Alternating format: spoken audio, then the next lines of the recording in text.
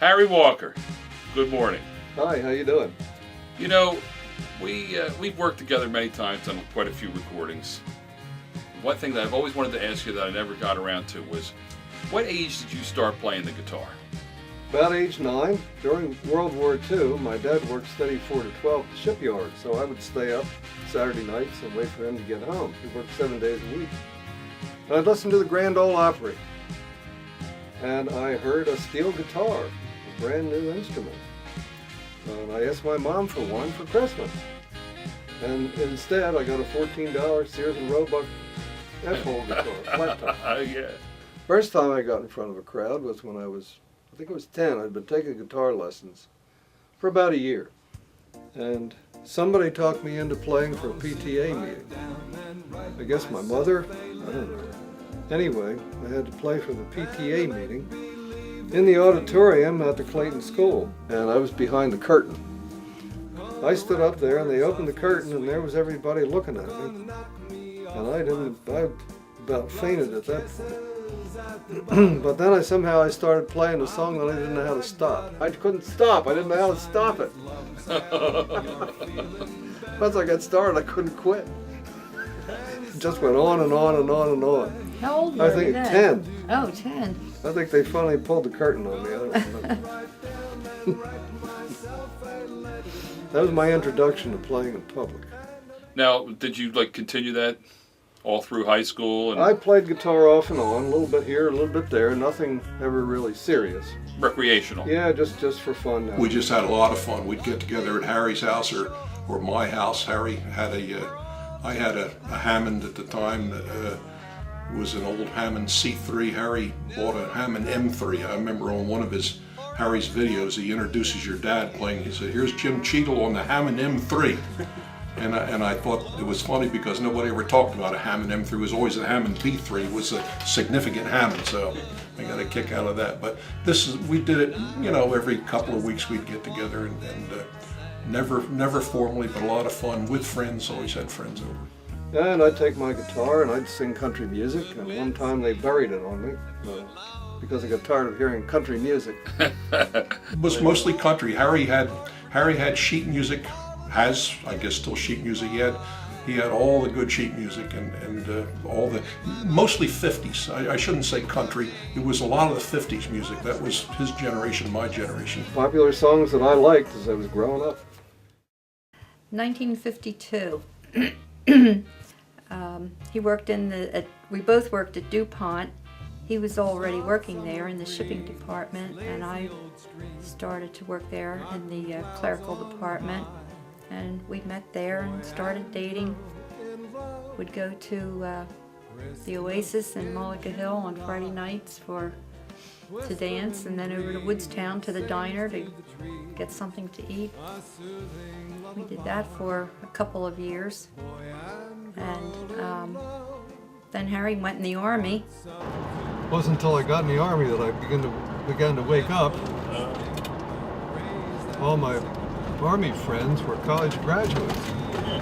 It began to occur to me that they weren't any smarter than I was.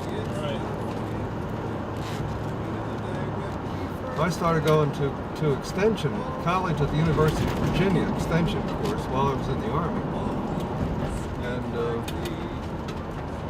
then after I got out, I applied for college at a few places. I took one look at my high school transcript and said, go back and make up all the courses you either failed or didn't take, then come back and talk to us. So I went to Lincoln Prep in Philadelphia at night for 2 years. It was an accelerated high school.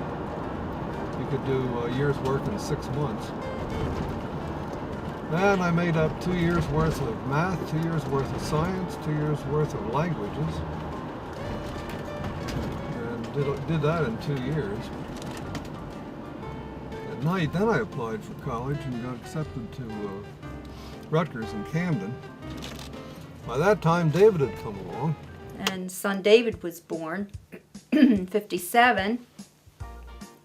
And I continued to work at DuPont while Harry was going to Rutgers.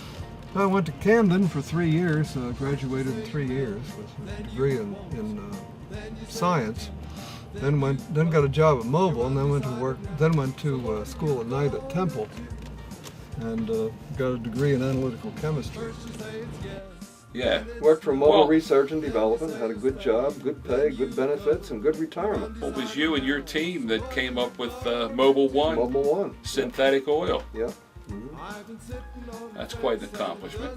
Well, I was on the analytical end, not the development end. Right. They made it and I analyzed it. Oh, okay. And then Kim came along in 1962. Harry was graduated from Rutgers by then and went to work for Mobile.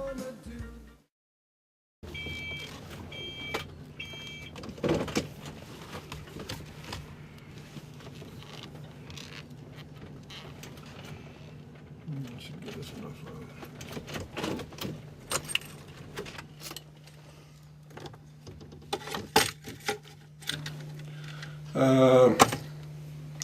I'm not sure of the time frame. I would say, I'm guessing maybe 10 years before I moved up here, so make it like 20 years ago, something like that. And I know Harry had owned a property on Broadway in Pittman, and he was over there on a ladder, I believe, cleaning out the gutters, you know, with leaves and stuff, and the ladder started to slide, and Harry fell to a concrete driveway, and that's when he injured his back, right around that time. Sadly. I think it all, from my knowledge, I think it almost destroyed him. I mean, it was, how does a person deal with that? You know, he was so active and such an outdoors person with the scouting and the skiing and the bicycling, and to not be able to do this anymore. But he survived, and I guess maybe music fills a large part of his life now, fortunately for him. I think he's done amazingly well.